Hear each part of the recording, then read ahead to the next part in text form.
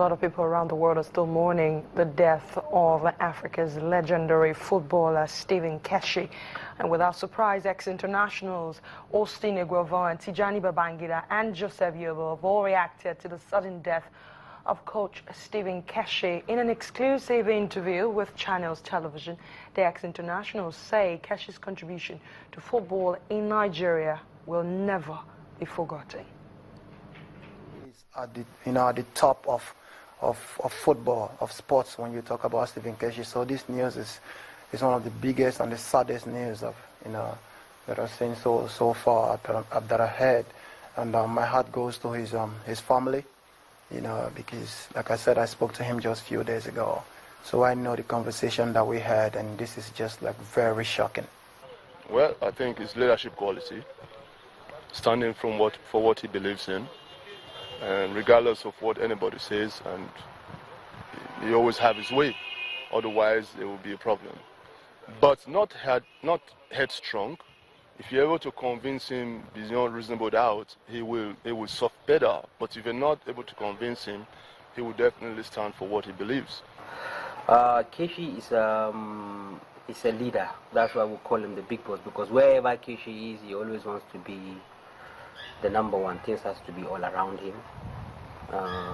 He's kind of a person that when you have your own problem, you can always talk to him.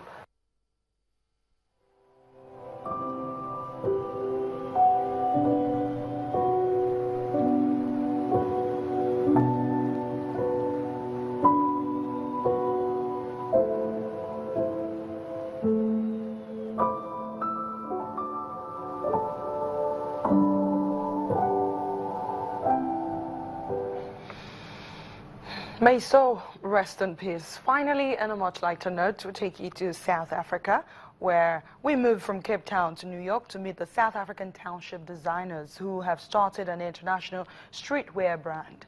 Using slang and other township idioms, deep, subtle movement designs include T-shirts, sweatshirts, dresses and hats. The brand is growing in popularity among urban youth and has opened operations in New York City. Take a look. Asanda Kumelwana, Christopher Maiji and Fazile Retu met at the Cape Peninsula University of Technology, where they were studying graphic design. The three friends discovered they had a common love for fashion. They decided to start an urban streetwear label in 2010 called Deep Settle Movement, or DSM.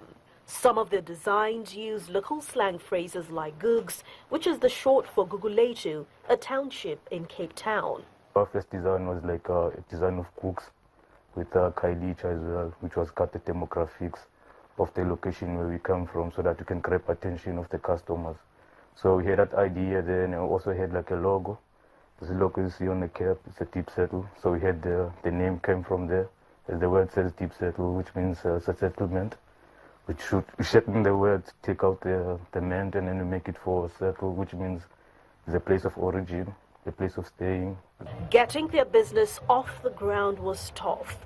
With the little capital they had, Christopher and his friends made 30 T-shirts, which they sold on the streets of Cape Town.